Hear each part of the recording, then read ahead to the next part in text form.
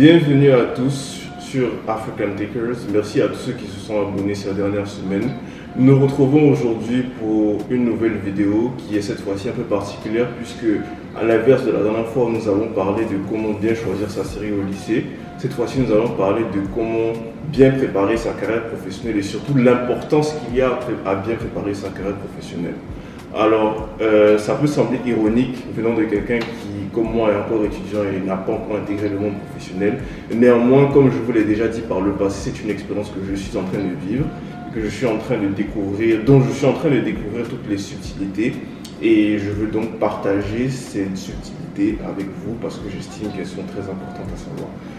Alors, sans plus tarder, nous allons rentrer dans le vif du sujet.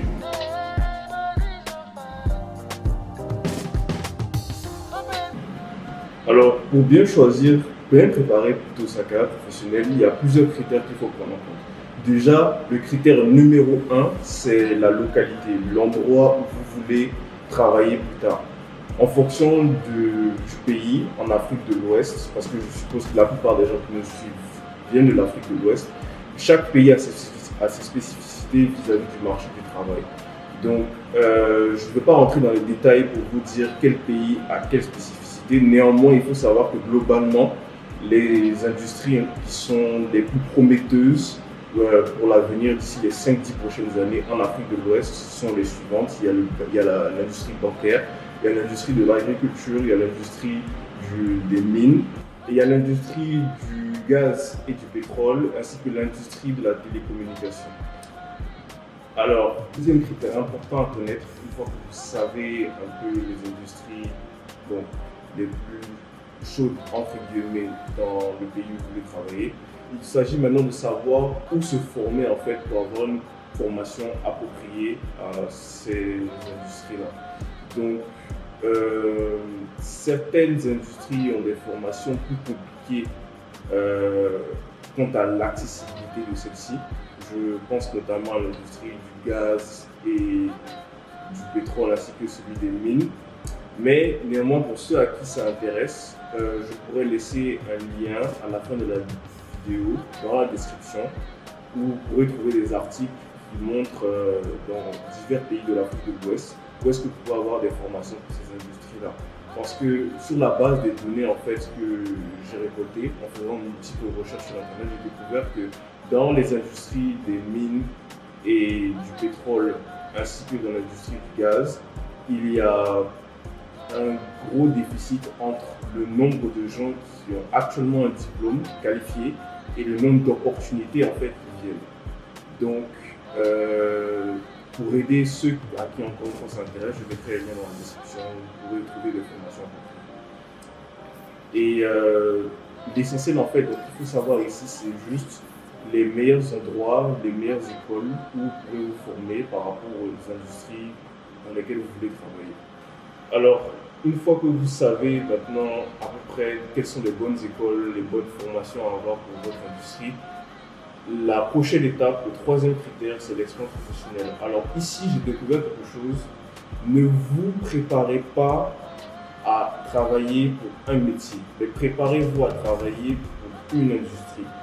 Oui, il y a une différence. Pourquoi? Parce que lorsque vous travaillez pour un métier, vous préparez à travailler pour un métier, vous cherchez à avoir l'expérience professionnelle uniquement dans ce métier-là. Et le danger, c'est que si dans 5 ans, dans 10 ans, ce métier disparaît, vous vous retrouvez au chômage ou alors vous êtes obligé de faire une reconversion. Et pour peu que vous ayez des situations familiales ou autres circonstances qui vous interdisent, voire vous empêchent de le faire proprement, ce sera un énorme problème dans votre carrière professionnelle. Alors, au lieu de ça, au lieu de chercher une expérience professionnelle dans un métier, cherchez plutôt à acquérir des compétences qui sont propres à une industrie. Donc, si par exemple, je prends l'industrie du marketing, le domaine du marketing, il y a des compétences aujourd'hui qui sont indispensables dans ce domaine, comme la créativité, la capacité à analyser les données, la capacité à résoudre des problèmes, la capacité à gérer des gens, la capacité à travailler en équipe. Ce sont des compétences que n'importe quel métier du marketing vous demandera. Et la beauté d'acquérir donc des compétences, de chercher à acquérir des compétences, c'est que vous n'êtes pas obligé de faire du marketing pour acquérir ces compétences-là. Si par exemple vous cherchez à avoir de la créativité, le simple fait d'avoir participé, je ne sais pas moi, à un concours de dessin ou bien à pratiquer une activité sportive ou artistique vous donne déjà suffisamment de crédibilité pour mettre dans votre CV que vous avez une compétence en créativité. Donc, si on suit la même logique, c'est valable aussi pour toutes les autres compétences. À partir du moment où vous trouvez une expérience professionnelle qui vous apporte la compétence propre et dont vous avez besoin pour réussir dans une industrie particulière, vous pouvez être sûr qu'une fois que vous aurez possédé toutes ces compétences, vous serez libre de bouger autant que vous voudrez au sein de cette industrie. Donc, vous ne vous soucierez pas de quel métier disparaîtra ou non. Et je pense que c'est vraiment très utile. Particulièrement pour les industries où les choses évoluent vite à cause de la technologie. Alors, nous avons vu que pour bien préparer sa carrière professionnelle, cela commence par avoir une idée précise de l'endroit où on va travailler. Il faut aussi savoir toutes les formations appropriées et les meilleures formations qui mènent bien entendu à ce domaine que vous choisissez d'étudier. Ça peut paraître évident, mais en fait, la réalité c'est que dans certains cas, vous n'aurez peut-être pas accès à la formation. Et si c'est le cas, il faut envisager un changement tout simplement de travail que vous voulez faire, dans l'industrie que vous voulez faire. C'est logique, si vous n'avez pas la formation, vous n'allez pas vous embarquer dans la politique. Et enfin, le troisième point, c'est l'expérience professionnelle. Cherchez à acquérir les compétences. Ne cherchez pas à acquérir l'expérience de travail dans un métier, mais les compétences dans une industrie. Enfin, tout ce que je peux assurer, c'est qu'une bonne carrière professionnelle mène toujours à une bonne réussite.